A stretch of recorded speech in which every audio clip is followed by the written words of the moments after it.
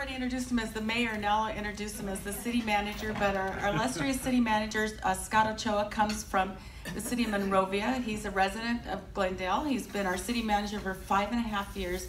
He's been in city government in one form or another since 1993, and he also teaches at USC, go Trojans, in the Masters of Public Administration program. He has 2 children, and I'm proud to call him a friend. Scott.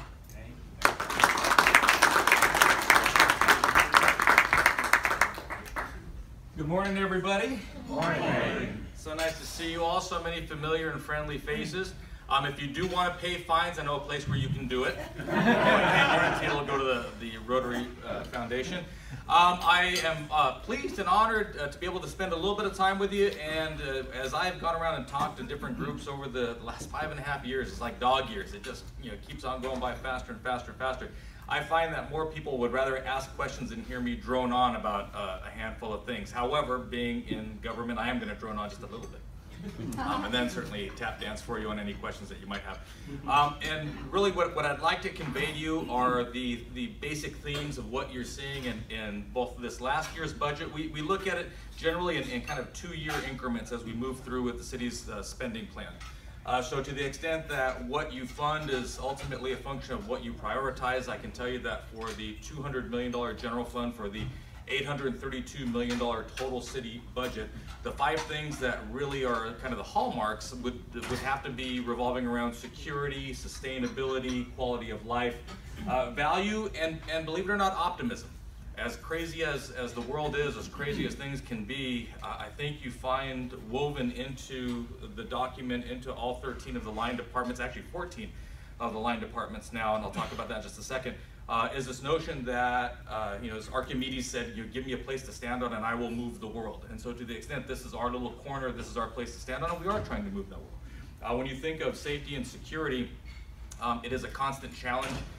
When you look at the collaboration between our police department and fire department, I think that you say the deliverables are there, very evident in front of you. I think we're 3rd safest 200,000 plus city in the state, 6th in the entire nation. Fire department, if you own property, I'm sure our friends in the insurance field will tell you that the ISO rating as a class 1 department, it pays dividends to you in terms of how you save money, in terms of what your insurance premiums are. And you just look at the outcomes that we have. Now, the challenging part is that I will tell you just the other night we had a fatal traffic accident. Columbus and driving. 2 women crossing the street, another woman driving down. It's still an active investigation, so I can't get too deep into it. But the point being that this really is kind of a non sequitur with the trends that we've seen over these last couple of years. Year over year, traffic collisions are down, fatalities are down by almost half, actually by half, by 50%. 22% reduction in collisions and accidents involving pedestrians and cars. Citations are up quite a bit. We've been prioritizing where we spend those police enforcement dollars, but regardless of that, you're taking steps forward and you take a step back when you have some kind of tragic accident like this, where it would appear that the adult female driving the car, unimpaired, not distracted, not doing anything on her phone, it was an accident. And so you constantly find in this field, you're moving forward and taking a step back as best you can. On the sustainability side, I think everyone, absolutely their favorite topic in the world to talk about are power plants and landfills, especially as you're eating breakfast. I will tell you that we look at those 2 types of assets as essential to what happens with our organization, with our community going forward. Sustainability, green energy, environmentalism is, I can tell you, no longer an esoteric, soft-headed, left-leaning prism to look at the world and look at the operations of our state and of our community.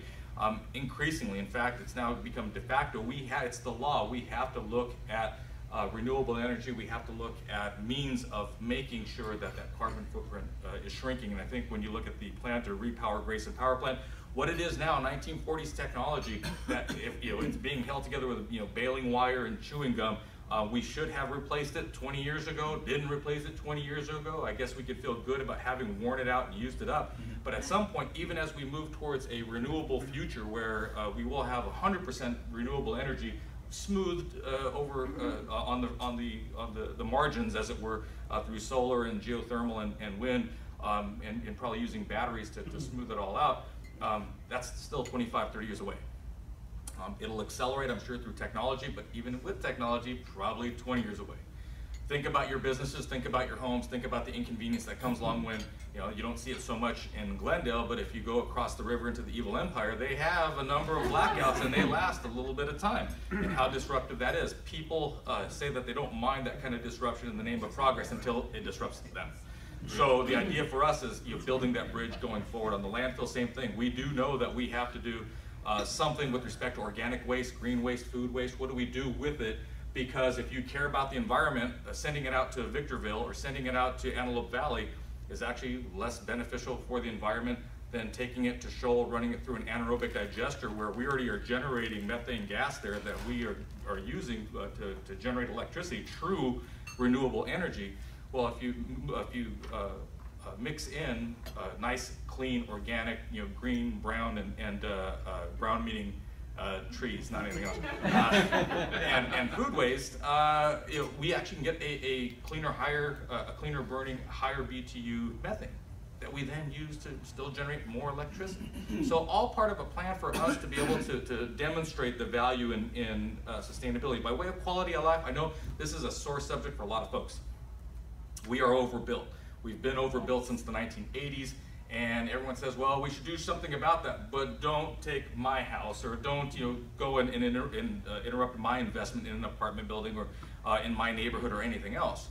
And so nobody wants their ox to be gored, as we talk about all the time. Where you stand depends on where you sit. So the idea that we will say, okay, we know what we have today. How do we preserve the quality of life for the folks that are here, and at the same time still recognize that if we don't build some kind of quality, affordable housing, none of our kids are going to be able to live here. And I think study after study after study shows that there is indeed a cost to not providing affordable housing in a region. Now you can say that Glendale does provide a lot of affordable housing, so damn it, it's those people up on the hill in La Cañada. They have to do their fair share of building affordable housing. And you could say, okay, Beverly Hills, La Cañada, Malibu, you guys need to do affordable housing. But I would submit to you, just from you're all business people. Does it make more sense to spend $1 million in La Cañada to get 10 units, or spend $1 million somewhere in the flatlands, be it in LA or Glendale or Burbank or parts of Pasadena, and be able to get several times as many units? Which is the better business? Which is the better investment? Which is the better public policy? So I think when we talk about preserving that quality of life, part of what we're talking about is saying, okay, we're willing to make sure that there is a balance in terms of who and what and our community is and how it looks, but it has to be accompanied with real investments in transportation and in mobility in order to move people around. I don't think people mind as many people moving into Glendale, as long as it doesn't impact the traffic necessarily and that there is open space for folks to recreate. So we are spending about $16 million through the development impact fee funds that are being programmed. You'll see that the first project's coming out of the ground thanks to our relationships with our partners at the school district and with GCC. You'll see those projects come forward. And on the transportation side, if you saw the kind of transit summit that the city council had 2 weeks ago, there's some really exciting stuff going on right now. So you have the right-of-way right there with the Metrolink. Anyone ride Metrolink today? Right now? Yeah, because you're, exactly. Yeah, Metrolink. Metrolink goes into downtown LA in the morning and it comes out of downtown LA in the afternoon. Now there's a couple of trains, maybe once an hour, and on the weekends or evenings, it's even more sparse than that. Well, if you are just a commuter, a day tripper that's going down for a meeting, you really aren't going to use Metrolink. Now the idea for us is how do we get that existing asset in a cost-efficient way and make it operate much more like light rail? Well, through Mr. Najarian, his role on Metro, we're actually moving forward in that direction, such that ideally the study being done right now by Metro would allow us to have 15-minute headway. So there's a train every 15 minutes, grade separated, because high-speed rail looks like it is going to move forward. And even though they won't have a high-speed rail stop in Glendale, it will provide a grade separation. So it's safer, it's quieter, because you don't have to go with the horns and the bells and everything else. It's separated, and it's least disruptive to the flow of traffic because the tracks are separated from the street. Well, if we can do that, put two additional stations. We have the Zarian Transportation Center in the south. You would maybe have something at either Broadway or Colorado, and then something near the Disney campus in Grandview. Allow folks to get on those trains and be able to move with that frequency every 15 minutes from the airport to Union Station. Makes a little more sense for us. That coupled with the release of request for proposal for a streetcar that would go kind of from the ZTC up through downtown and probably make its way either up north to this neighborhood. Think of it as kind of a wishbone, one going north, one going northwest out to Burbank. So lots of things in place, lots of ideas that will be expensive, but it'll never be as cheap as what it is today. And so the idea is to really encourage our city council and commissions to break away from the idea of thinking about what it costs in 2017 dollars, because it'll never be that cheap again. How do you make those substantial investments in infrastructure that'll pay dividends long after we are enjoying our great rewards? So the quality of life issue is something that's very real to us, and you'll see more emphasis going in on that front over the next few years, paying dividends over the next few decades. With respect to value, one of the things that I mentioned earlier was that we have a new department. We have had, as you probably know, an internal audit function. What we're doing now is looking at, similar to sustainability, not just something that is reserved only for the more affluent cities with lots of resources, but rather this notion of innovation being part of our operations. We collect vast amounts of data and really don't do a lot with it.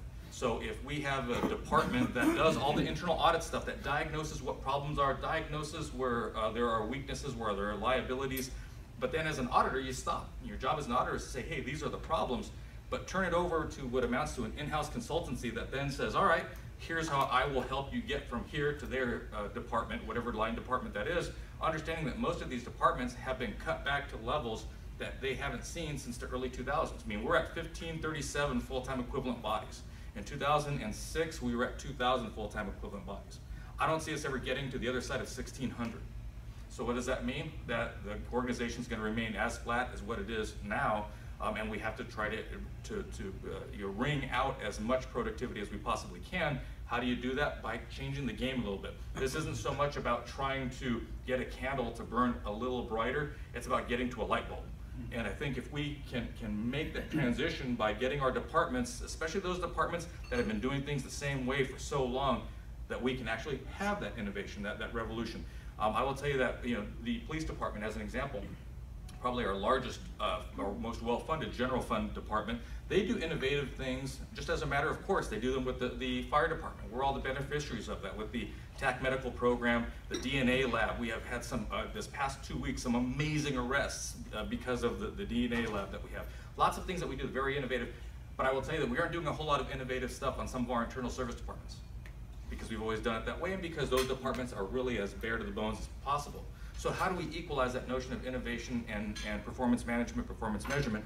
For my money, what we're going to experiment with in this coming year is a wager that by institutionalizing innovation, at least fostering it in a way that is more equalized over the organization, it makes a lot more sense.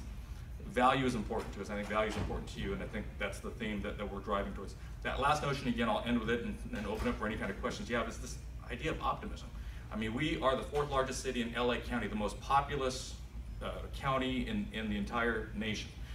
We have run through the Great Recession, and I think when you look at, again, with the deliverables that we have, there's still a lot of great stuff that's happening in this community, and it happens because of a partnership with the community. So from my standpoint as your city manager, cities as municipal corporations are able to find different ways to deliver services, but I think we also have to be able to deliver a sense that it gets a lot better, and what you have now is good, but don't lose the momentum. Because you start to lose that momentum, the inertia sits in, and then it's hard to manufacture once again. Right now, we have a lot of good things happening. To the extent that we can convince our council and commissions, as well as the community, to keep on the same track that we're going, making adjustments as needed, or as the opportunities and innovations that present themselves, that actually is beneficial for all of us as we move into what will hopefully be an amazing decade in the 2020s. So with that, I'll stop and answer any questions you might have. Yes, ma'am. You've talked about us having the largest populace, and I've noticed our green is disappearing. How do we handle that? I mean, I think what green? Parks and places to be, and there's just more building going on, and how do we do that? How do we get more green back into the city? Well, and not energy, just grass. Yeah, just kind of grass. I mean, I don't know that we've diminished the number of parks that we have. In fact, we've delivered some new parks over the last couple of years. Maryland Park, right in the center of the city, is brand spanking new. I'll have to go look at it. Yeah, it's pretty cool. Right behind the Auto Row, when you look at the investments at the council, Riverwalk Park, brand new, 3 years ago. The opportunity for us, we're going to Riverwalk Phase 2 that will take you, with partnership with the LA City folks, across the river, actually that's Phase 3, across the river into Griffith Park. Opening that for hikers, bikers, walkers, whatever the case might be. Actually leveraging, again, the idea is to leverage existing assets, making them making the value even greater. And then looking at Duke-Mason Park. I mean, we have, you think of it as, the shape of Glendale looks like a top, right? And up at the very top is Duke-Mason. So actually putting money in there to say, you know, this is amazing asset that a lot of Glendale residents don't quite know about. How do we get them there? Right, because if we're going to say we're going to put a park in Adams Square, Adams Hill, that almost by definition means someone's going to lose their home, and I don't want it to be me. That's what we run into. Yeah. Yes, ma'am. Going on with the green theme, what is the progress of the Cap Park over the freeway? That's a good question. We are releasing the technical RFPs for technical studies next week after next. So the idea is, you talked about creating new parks. If you don't want to gentrify an area, or you don't want to condemn properties to assemble them, Doran Gardens Park is the other one I was thinking of. I'm sorry, right there off of Doran. Good stuff. I gotta drive around. I know 33 parks in the city. But the idea for the CAP project is, you know, we have all these freeways. Hell, we have 4 freeways in Glendale alone. You know, can we put what amounts to a big wide bridge over the CAP project and be able to build it there? So it's probably about $150 million, maybe probably more, closer to $200 million as we get closer to the actual implementation, construction of it. There is a park in Dallas that is very similar in size and scope. The first step is to figure out, okay, how does this actually happen? The technology and the engineering really isn't very difficult at all. You think of the ditch that is the freeway. Basically, you're putting buttresses on either side, big giant footings, and then one in the middle, and then spanning over. The hard part is actually the will to do it, getting Caltrans to come along with us, because even the money, you think about, wow, it's $200 million, $200 million, you know, almost $250 million.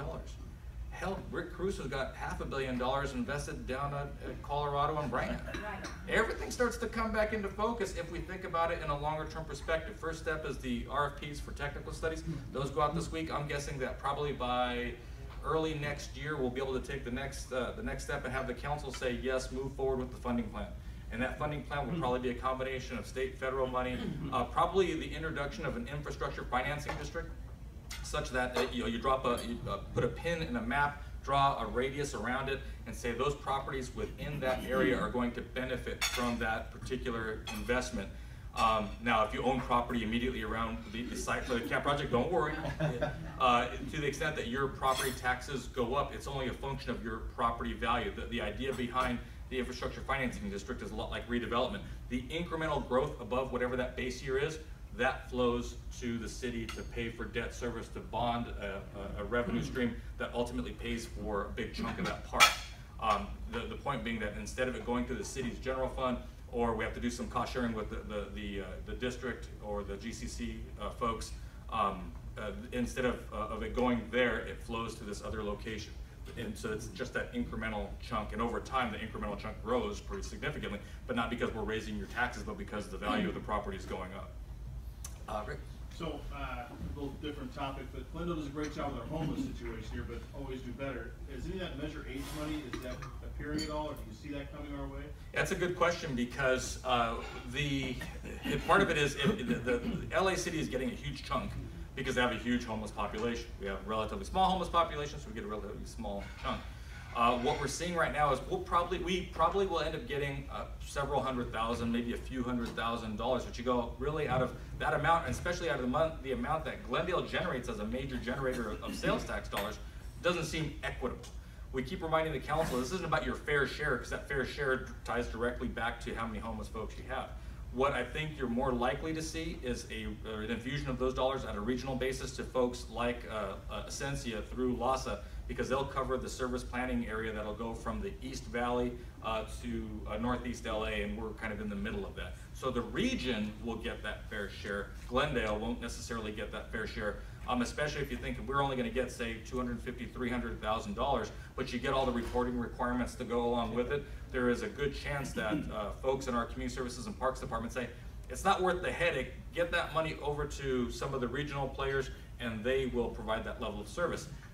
Keep in mind at the same time, I think the council members, some of the lights have gone on to say, okay, if let's say you give us $5 million and we're gonna build this amazing outreach center for homeless services, what do you think ends up happening? People come to that outreach center. And I'll tell you, the folks at Dinah's Chicken will tell you horror stories. We would have, and that's why we try to share the winter shelter. It goes throughout the service planning area. Last year it was in, I believe, Sylmar. Year before that it was with us. But when we had it there at where the Census old spot was, the Vaughn's Pavilions, or not the pavilions, the Vaughn's, the supermarket that's there, Dinah's, the Starbucks that was there, the hospital would say, you guys got to do something more. Well, I mean, do you tell people that they can't go into the store?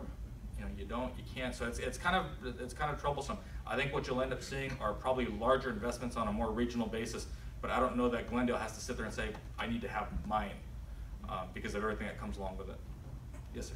So, Scott, from the residential real estate side, the units, the 4,000 units that were being built, almost all are apartments. Mm-hmm. Does the city take into account home ownership as any part of the strategic plan? Because we talk about this rent control desire because rents are going up, but it would seem to me having people owning their home would be beneficial to the city's long-term interests. Absolutely. We would love to see ownership. I would tell you that right now, does anyone know the split between owner and renter in Glendale? I mean, 35% is home ownership, and actually it's probably a little less even than that. So this is 65 to 70 being rental in Glendale. That imbalance is not a little, it is concerning. I mean, you'd like to have something closer to 50-50. But considering the property values in Glendale, I mean, if the median value is somewhere around $600,000, and a lot of these units, you talk to somebody who's building ownership, $850, $950 million, what first-time home buyer is going to do that? At the same time, state of California has taken cities out of the housing game. We used to get money every year to build affordable housing. Now you can't do that. That money isn't flowing, and even further, the only money that we do get has to be used for low and very low. I don't know how you get a low and or very low income family qualified to buy a house that's going to be, even on their best day, $550,000. That just doesn't make good business sense, right? Because we can't use that money any longer for moderate income or workforce housing. So what do? The strategic plan that the council is going to be putting forward, we'll have about $18 million in remnant redevelopment dollars that are coming back to the city. Home funds from the feds, some subventions from the state, but also these remnant redevelopment dollars. I wish I could tell you that that would go towards a first-time home buyer, but again, it can't because those dollars have to be used for low and very low. And so that means what other tools can we bring to bear to facilitate home ownership? I will tell you that it's really it's going to come from our land use planning tools. I think the best way for us, given land values in Glendale, the best shot that we have at increasing home ownership is by facilitating small lot subdivisions in these in mixed density neighborhoods, like in the south and southwest part of the city. You see them now. So what is a small lot subdivision? Think of a condominium that doesn't share walls and with just one level. So you walk in. There is your level. It could be a home office, could be just a sitting room. Next level up is generally going to be a bedroom. Third level is your living level because that has the best view. And so think of like row housing from East Coast, but they don't share walls. There's probably a 6-inch separation between them. Generally, it's covered over with material, so you don't see these little gaps between the units. But you're going to do those. That could probably get you closer to $600,000. But the ones that they're building in places that are being gentrified, like Echo Park, they're going for $750,000. Well, I'm just referring to the fact that if you're building a building, whether it's zoned for condos or apartments, it's the same cost.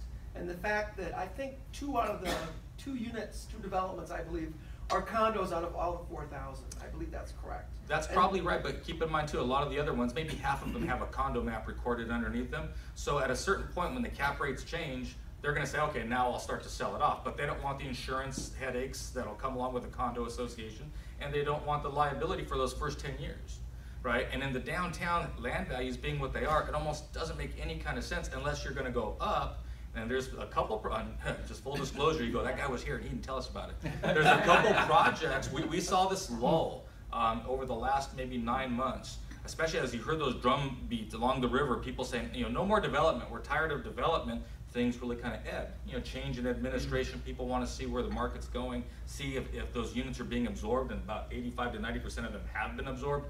Then people start to say, okay, well, I'm willing now to go and invest some dollars. If they go condo, it's going 10 stories, because that's really the only way it's going to make any sense. You know, and that is a trade-off that we'll have. It'll be home ownership, but I guarantee you it will not be affordable.